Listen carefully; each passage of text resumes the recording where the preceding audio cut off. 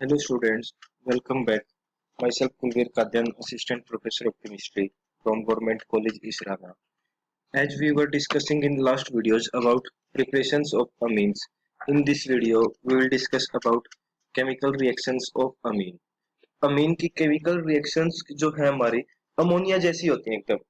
ये हम basicity amines की कर ही चुके हैं। अमोनिया की तरह अमीन्स भी क्या आपके न्यूक्लियोफिलिक होते हैं और एल्काइल हैलाइड है, एसिड क्लोराइड है और कार्बोनिल कंपाउंड्स हैं, उनके साथ क्या है रिएक्शन कर लेते हैं। जो एरोमेटिक अमीन्स हैं वो हाईली रिएक्टिव होते हैं इलेक्ट्रोफिलिक एरोमेटिक सब्स्टिट्यूशन रिएक्शन में। अब आपका ये अमीन्स की कुछ रिएक्शंस हैं जिनके बारे में हम स्टडी करेंगे। H base, alkylation, reductive amination, conversion into amides, electrophilic aromatic substitution, Hofmann elimination from quaternary ammonium salts and reaction with nitrous acid. अब एच बेस भी इनकी कुछ सारी रिएक्शंस होती हैं जैसे एसिड्स के साथ। अब अमीन्स एनिलीन है जो बेस एक्ट करते हैं, तो एसिड के साथ भी रिएक्शन करके क्या है आपका साल्ट बना लेते हैं, जैसे एनिलीनियम क्लोराइड बन गया है। ऐसे ये जैसे सेकेंडरी अमीन है आपका, ये एसिटिक एसिड के साथ रिएक्शन करके साल्ट बना लेते हैं आपके। तो विद एसिड्स एक तो इनकी रिएक्शन है, इसमें ये एज ए बेस एक्ट करते हैं। सेकंड आपको बेस स्ट्रेंथ हम कर ही चुके हैं, इनकी डिफरेंट डिफरेंट आपका अमीन्स की बेसिसिटी वाले में भी क्या इफेक्ट होता है सब्स्टिट्यूएंट्स का बेसिसिटी पे। नेक्स्ट आपकी रिएक्शन है एल्काइलेशन या ammonolysis of alkyl halides. Amines की बात करें तो हम या तो ये बोल सकते हैं एल्काइलेशन, एल्काइलेशन कर रहे हैं हम, या फिर ammonolysis of alkyl halide, alkyl halides का अमोनोलिसिस कर रहे हैं हम उनको। जैसे आपका ये प्राइमरी अमीन है, इसके साथ आर एक्स एल्काइल हैलाइड की रिएक्शन कराएंगे तो क्या होगा आपका, यहाँ से हाइड्रोजन आपका अमीन से हाइड्रोजन और एक हैलोजन बाहर चला जाएगा और आर ग्रुप नाइट्रोजन पे अटैक कर लेगा। तो आपका प्राइमरी अमीन था, आर एक्स का अटैक किया तो ये किस में कन्वर्ट हो गया, सेकेंडरी अमीन में। फिर से आर एक्स का अटैक होगा तो ये जो सेकेंडरी अमीन है वो कन्वर्ट हो जाएगा टर्सरी अमीन में। और फिर लास्ट फिर से आपका अगर आर एक्स का अटैक होगा तो ये जो टर्सरी अमीन है वो कन्वर्ट हो जाएगा क्वाटरनरी अमोनियम साल्ट में। ये आपका रिएक्शन है SN2 मैकेनिज्म से होती है। और जो आपका RX है, या तो आपका प्राइमरी एल्काइल हैलाइड होना चाहिए या फिर आपका मिथाइल ग्रुप होना चाहिए R, यहाँ पे RX में R। जैसे आपका ये एल्काइल हैलाइड है, इसमें आप अमोनिया ऐड कर देंगे, अमोनियोलिसिस होगी आपका अमोनोलिसिस, इसमें NH3 ऐड कर देंगे तो Br और एक हाइड्रोजन बाहर चला जाएगा और यहाँ पे आ जाएगा NH2। इस टाइप से आपका ये एल्काइलेशन रिएक्शन होती है। नेक्स्ट जैसे आपका और दे रखा है ये आपका एन प्रोपाइलमीन है, इसमें आप CH3Cl ऐड करेंगे तो एक हाइड्रोजन और एक क्लोरीन बाहर चला गया और नाइट्रोजन पे क्या आ गया, CH3 ग्रुप आ गया। अब जैसे एनिलीन है आपका, एनिलीन में आपका दो मोलिक्यूल मीन्स दो स्टेप एक साथ दिखा दिए, दो मोलिक्यूल आप इथाइल ब्रोमाइड के ऐड करेंगे तो दोनों हाइड्रोजन हटके वहां पे क्या आ जाएगा, इथाइल ग्रुप। जैसे NH2 था ये आपका, एक आपने इथाइल ब्रोमाइड ऐड किया, एक हाइड्रोजन और एक ब्रोमीन बाहर चला गया और NH इथाइल, मतलब नाइट्रोजन पे एक इथाइल ग्रुप आ जाएगा, एक हाइड्रोजन रह जाएगा। फिर से आप एक इथाइल ब्रोमाइड ऐड करेंगे तो जो हाइड्रोजन बचा हुआ था वो भी Br के साथ रिएक्शन करके बाहर और आपका दूसरे भी क्या आ जाएगा, इथाइल ग्रुप। तो नाइट्रोजन पे क्या है, NN डाई इथाइल एनिलीन बन जाएगा। ऐसे ही जैसे आपका बेंजाइल अमीन है आपका, CH2NH2 है, इसमें CH3I मिथाइल आयोडाइड यूज करें हम एक्सेस में, एक्सेस में यूज करें तो लास्ट स्टेप पे क्वाटनरी तक रुकेगा। जैसे आपका प्राइमरी है अमीन, तो आपका जब आपका कोई मतलब एल्काइलेशन एक्सेस में करते हैं तो लास्ट जैसे आपका पिछले रिएक्शन में दिखाया था यहाँ पे जाके स्टेप होगी, स्टॉप होगी रिएक्शन, क्वाटनरी अमोनियम साल्ट बनेगा। तो सेम ही यहाँ पे जैसे तो आपका क्या हो जाएगा, क्वाटनरी अमोनियम साल्ट बन के रिएक्शन क्या है, कंप्लीट हो जाएगी। नेक्स्ट है रिडक्टिव एमिनेशन।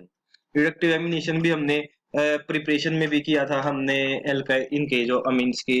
रिडक्टिव एमिनेशन क्या है, कार्बोनिल कंपाउंड के साथ उसमें तो क्या कर रहे थे हम, जैसे अमीन अमोनिया या अमोनिया की किसी भी डेरिवेटिव की रिएक्शन करते हैं तो अमोनिया लेंगे तो हम प्राइमरी अमीन बन रहा था, प्राइमरी अमीन लेंगे तो सेकेंडरी अमीन बन रहा था और सेकेंडरी लेते तो टर्सरी बन रहा है। अब यहाँ पे देखिए आप कार्बोनिल कंपाउंड है, इसके साथ RNH2 प्राइमरी एलिफेटिक अमीन लेंगे तो क्या होगा, यहां से ऑक्सीजन और यहां से दो हाइड्रोजन, तो आपका carbon double bond NR, carbon double bond NR।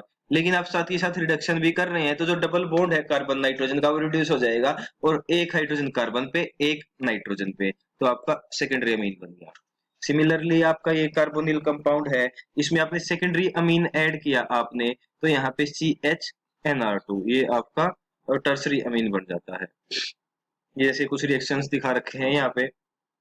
जो CO ग्रुप है यहाँ पे इसकी जगह क्या आ जाएगा, CH NH CH2 CH3 ये आ जाएगा। ऐसे ही ये था, स्टार्टिंग में क्या हुआ यहाँ पे डबल बॉन्ड NCH3 आएगा, फिर आप उसका रिडक्शन करते हैं तो सिंगल बॉन्ड NHCH3 ये आ जाता है आपका। ये आपका हो गया रिएक्शन रिडक्टिव एमिनेशन। एमिनेशन के बाद आप रिडक्शन कर रहे हैं। नेक्स्ट है कन्वर्जन इनटू अमाइड्स। अमीन्स को इजीली अमाइड में कन्वर्ट कर सकते हैं by reaction with acid chloride. Acid chlorides के साथ रिएक्शन करके, अब जैसे RCOCl है और RNH2, क्या होगा, RNH2 अमीन्स का तो हाइड्रोजन, और यहाँ से आपका एसिड क्लोराइड का क्लोरीन बाहर जाके यहाँ पे आपका RCONHR। इसमें क्या होता है आपका, जैसे आपने कार्बोनिल्स की रिएक्शन कर रखी है, नाइट्रोजन के पास क्या है, लोन पेयर्स होते हैं, तो नाइट्रोजन के लोन पेयर्स कार्बन पे अटैक करते हैं। इस टाइप से मैकेनिज्म होता है, जैसे आपका एल्डेहाइड और कीटोन में आपने कर रखा है।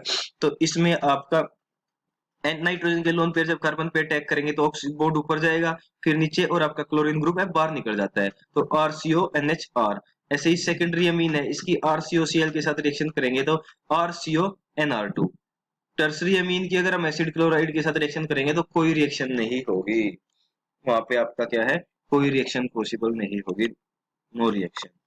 जैसे रिएक्शन दिखा रखे हैं आपका, एनिलीन है आपका, इसकी रिएक्शन कराई इसके साथ, तो आपका क्या हो गया, NHCOCH3, COCH3 ग्रुप यहाँ पे लग गया है। सिमिलरली आपका रिएक्शंस दिखा रखी हैं, इसमें सेकेंडरी अमीन है और टर्सरी अमीन की एसिड क्लोराइड के साथ यहाँ पे कोई रिएक्शन नहीं करता, नो रिजल्ट। तो टर्सरी अमीन से जो वो एसिड क्लोराइड के साथ रिएक्शन नहीं करते। अब कन्वर्जन इनटू सल्फोनामाइड। सल्फोनामाइड्स में भी कन्वर्ट कर सकते हैं, ArSO2Cl। ठीक है, ArSO2Cl के साथ आप रिएक्शन कराएंगे अमीन्स की, तो डिफरेंट डिफरेंट प्रोडक्ट बनेंगे। जब आप प्राइमरी अमीन लेते हैं तो सिम वही रहेगा आपका, एक हाइड्रोजन यहाँ से और एक क्लोरीन यहाँ से, HCl बाहर निकलता है, देखो। अब प्राइमरी अमीन के साथ रिएक्शन करी तो ArSO2, और यहाँ पे रह गया एक हाइड्रोजन रह गया तो NHR, ArSO2NHR।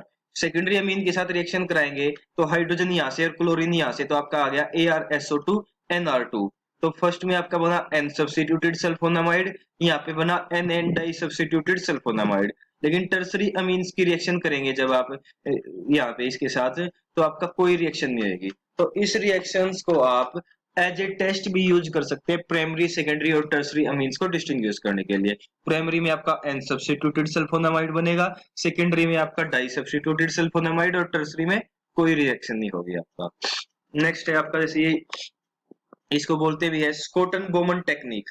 अब स्कोटन बोमन टेक्निक है, इसमें क्या होता है आपका, एसिड क्लोराइड्स के केस में आपका इसमें साथ के साथ बेस भी ऐड किया जाता है। अब KOH की प्रेजेंस में होती है, जिससे क्या है, ये आपका रिएक्शन है स्पीड अप हो जाती है, रिएक्शन की स्पीड है बढ़ जाती है। जैसे पिछली रिएक्शन थी उसमें सिर्फ इसमें हमने एक बेस और ऐड कर दिया, बेस ऐड करने से क्या होगा, जो आपका NN सल्फेनामाइड, देखो प्राइमरी अमीन था, प्राइमरी अमीन की आपने रिएक्शन कराई तो आपका क्या बन गया था, N substituted sulphonamide, means nitrogen पे एक ही R ग्रुप लगा हुआ है। जब सेकेंडरी अमीन लेते हैं तो उसमें आपका डाई सब्स्टिट्यूटेड बनता है, मींस नाइट्रोजन पे दो R ग्रुप लगे हुए, और टर्सरी में आपका कोई रिएक्शन ही नहीं होती। अब इस टेस्ट को कैसे, इस रिएक्शन को कैसे यूज करते हैं टेस्ट करने के लिए, अब देखो, चूंकि आपका जब प्राइमरी की रिएक्शन की तो N सब्स्टिट्यूटेड आपका सल्फोनामाइड बना, तो मींस आपका नाइट्रोजन पे एक हाइड्रोजन अवेलेबल है। अब जब आप KOH भी है रिएक्शन में तो KOH क्या करेगा, इस हाइड्रोजन को, एसिडिक हाइड्रोजन को एब्स्ट्रैक्ट कर लेगा, तो ये आ गया NR नेगेटिव, मींस साल्ट बन गया। जो पहले आपका क्या था, न्यूट्रल मॉलिक्यूल था, KOH ऐड करने से वो क्या है, साल्ट बन गया। KOH क्या है, हाइड्रोजन एब्स्ट्रैक्ट कर लेगा, ये साल्ट बन गया वाटर सोल्यूबल। ठीक है, तो प्राइमरी के केस में क्या होता है, वाटर सोल्यूबल साल्ट, क्योंकि साल्ट्स वाटर के अंदर सोल्यूबल होते हैं। अब सेकेंडरी में क्या हुआ, आपको पता था NN डाई सब्स्टिट्यूटेड सल्फोनामाइड बनता है, लेकिन आप KOH ऐड कर रहे हैं बेस, KOH ऐड तो कर रहे हैं, लेकिन जो आपका ये प्रोडक्ट बना है इसमें कहीं पे भी एसिडिक हाइड्रोजन ही नहीं है। यहाँ पे जैसे नाइट्रोजन के पास एसिडिक हाइड्रोजन थी, यहाँ पे एसिडिक हाइड्रोजन नहीं है, तो मींस आपका यहाँ पे इसको हाइड्रोजन एक्सट्रैक्ट नहीं कर पाएगा, तो ये as it is organic molecule है आपका। तो आपको पता है ऑर्गेनिक मॉलिक्यूल्स जनरली आपके क्या होते हैं, वाटर इनसोल्यूबल। ये फर्स्ट वाला साल्ट बन गया था इसलिए वाटर सोल्यूबल था, ये क्या है आपका, वाटर इनसोल्यूबल। और टर्सरी में आपको पता है कोई रिएक्शन ही नहीं होती। तो ये स्कोटन बोमन टेस्ट है प्राइमरी, सेकेंडरी और टर्सरी अमीन्स को डिस्टिंग्विश करने के लिए है। प्राइमरी में क्या होगा, अगर आप Ar2SO2Cl के साथ रिएक्शन करके KOH ऐड करते हैं तो प्राइमरी के केस में तो क्या होगा, वाटर सोल्यूबल अगर सोल्यूबल साल्ट बन रहा है तो आपका प्राइमरी, और अगर आपका वाटर इनसोल्यूबल प्रोडक्ट बन रहा है तो सेकेंडरी, और अगर कोई रिएक्शन नहीं हो रही तो वो आपका क्या है, टर्सरी होगा। नेक्स्ट है आपका हिंसबर्ग टेस्ट।